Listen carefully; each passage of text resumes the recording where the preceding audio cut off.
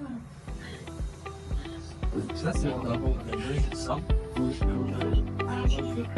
guys, Hello.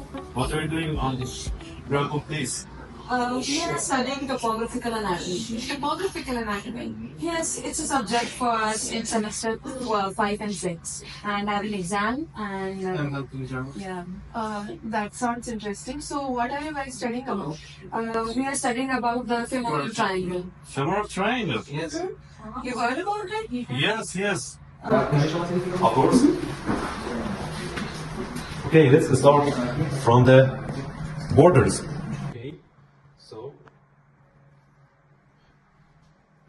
what we have here.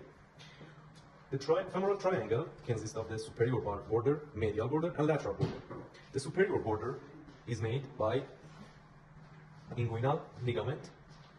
The lateral border is made by the longest muscle in the body, sartorius muscle. And what about the medial border? For the medial border, we have adductor longus muscle. What about the floor of the triangle? We can divide the floor of this triangle to the medial part and the lateral part.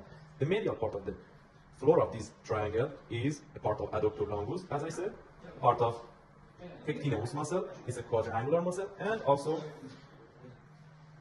adductor brevis muscle. Also, we have iliac muscle under the iliac fascia.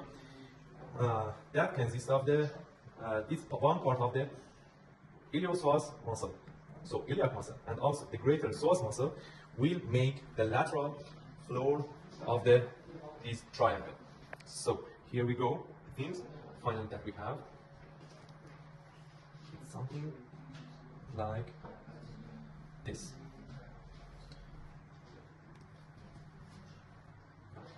Okay, so you talked about the borders, but what about the contents of the femoral triangle?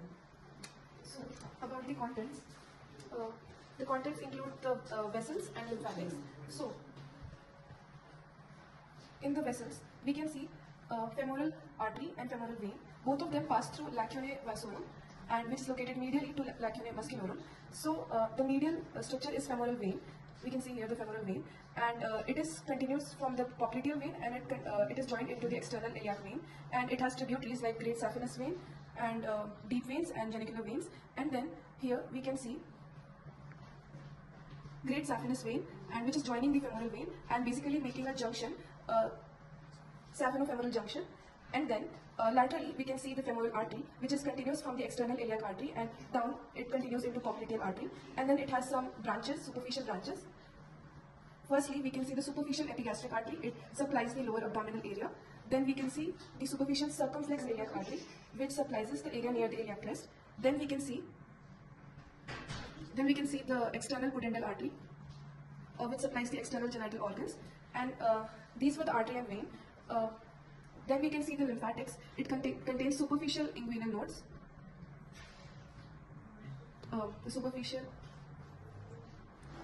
inguinal nodes and the deep inguinal nodes, and the deep inguinal lymph nodes are present in the femoral canal, which opens into femoral ring. Now, if I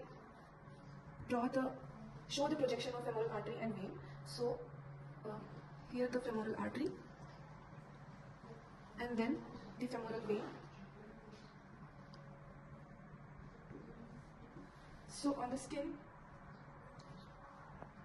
skin we can see the projection of artery and vein.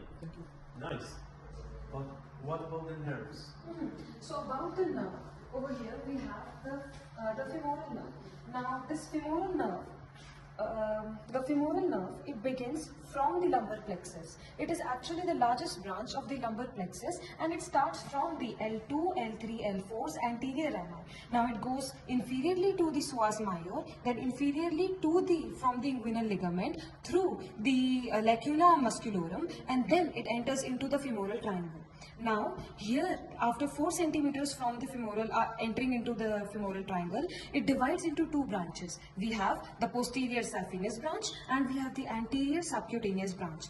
We have its innervation to the motor and to the sensory part. Sensory being the subcutaneous and the saphenous. Saphenous is also the terminal branch of the femoral nerve, and for the motor we have the branching to the quadriceps. We also have the branching to the pectineus, the iliacus and the sartorius as well.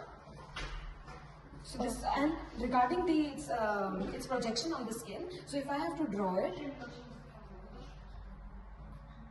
let's go with the yellow, and so here it is the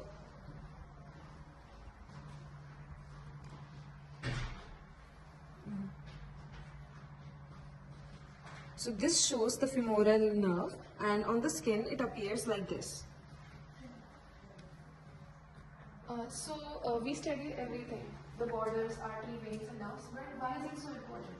So the femoral triangle is clinically and surgically important. As you drew all the projection lines of the triangle and its structures, we can see that the artery, it's a good point for the assessment of the circulatory health, especially if that we cannot assess the pulsation in the radial arteries. For the veins, it can be used, for example, in a lot of medical procedures, like the stripping of the varicose veins through the saphenofemoral junction. In the arteries, we can use it in the catheterization, especially in endovascular surgeries. Regarding the nerves, the femoral nerve, it's a good point for the femoral nerve block, that we can use it for regional anesthesias, especially in the case of surgeries for the knees and thighs. And lastly, if we mention about the clinical significance of the lymph nodes, superficial and deep ones can be palpated, especially if of good diagnostic value, especially if there is, for example, cancer metastasis or infections. So on the pedagogue desk, we talked about Borders and muscles. Artery, veins and lymphatics. the nerve And clinical aspect and surgical aspect. of the femoral triangle.